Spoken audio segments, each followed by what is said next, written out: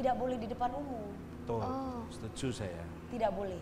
Jadi kalau itu nanti bahaya buat diri kita sendiri. Setuju, jadi maaf kalau ngomong tuh ya.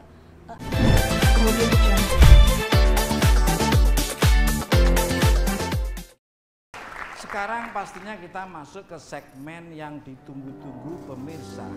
Segmen ini adalah segmen kisah nyata yang tiap orang mesti ada cerita-cerita yang berbeda. Seperti apa segmen kisah nyata ini?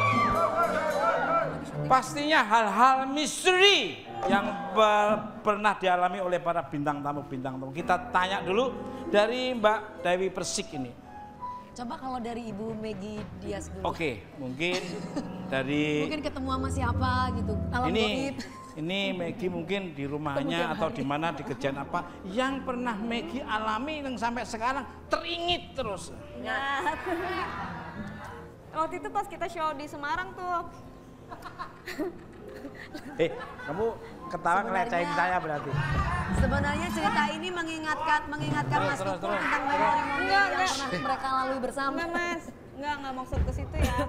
Ini beneran Pengalaman horor Meggy di Semarang tuh Kak Vega. Jadi aku tuh dapat hotel yang kamarnya tuh tusuk sate gitu. Waktu pas masuk, tuh emang udah senyap banget karena tuh atapnya tuh kayak apa sih, kayak rendah gitu. Kayak rendah.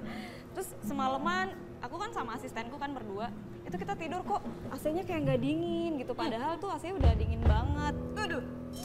Kayaknya kayak kamu tuh minum obat. Bukan, UDP paling cocok dia begitu-begitu.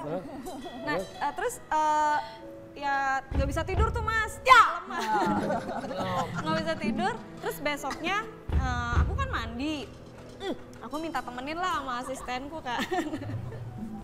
Nah pas di kamar mandi itu tuh aku denger suara asistenku Mas. Gitu. Aku denger suara asistenku kan namanya Fanny. Van, lo ngapain Van gitu. Terus dia jawab omongan aku Mas. Yeah. Sedangkan si Fanny-nya nggak taunya dia masih tidur. Gitu. Kalau dari ini Mbak Upia Isil ini pasti banyak nih ya. Ini mungkin punya cerita kisah nyata yang mungkin bisa di-sharekan ke pemirsa, silakan Mbak. Kalau di Padang tuh kan suka kayak apa, palasik ya? Ya, monggo Mbak.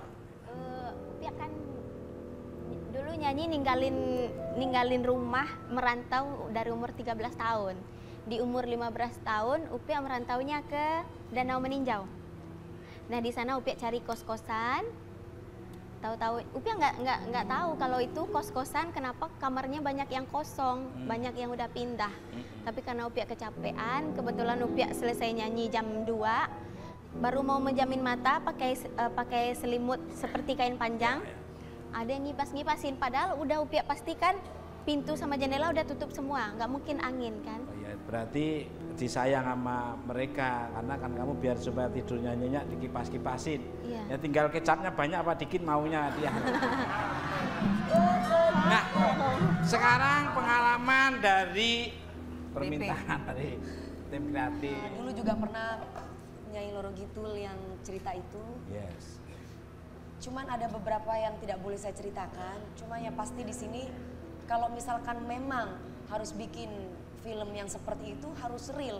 Misalkan dari bunga melatinya, dari apa namanya? Bunga kantil. Bukan, kita misalkan mau syuting film itu kan ada kayak sajen.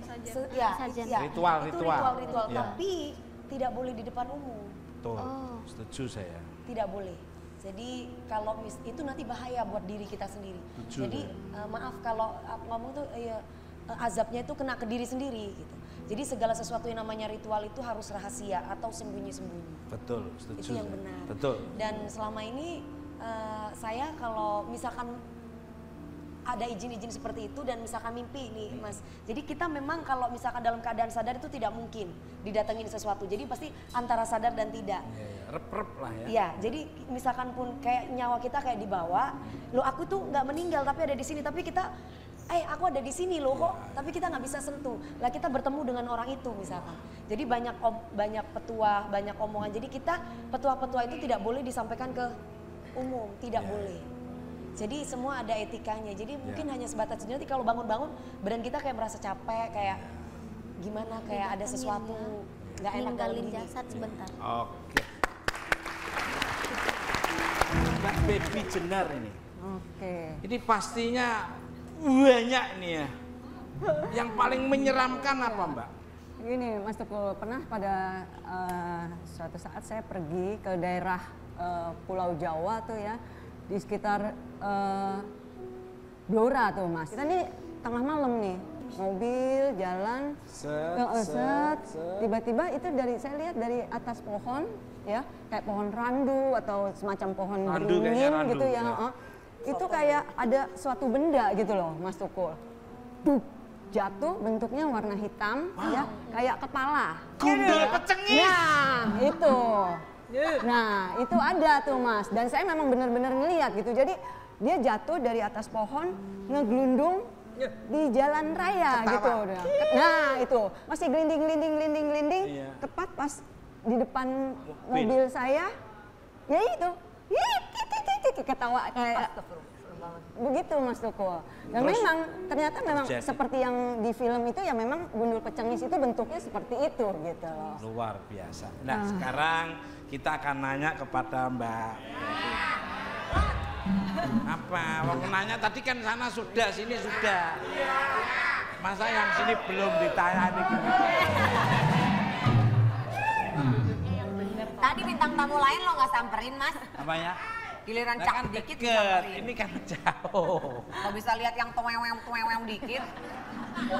Pernah terjadi pengalaman misteri apa nih Mbak Popi ini yang bener ya, nyata real ya?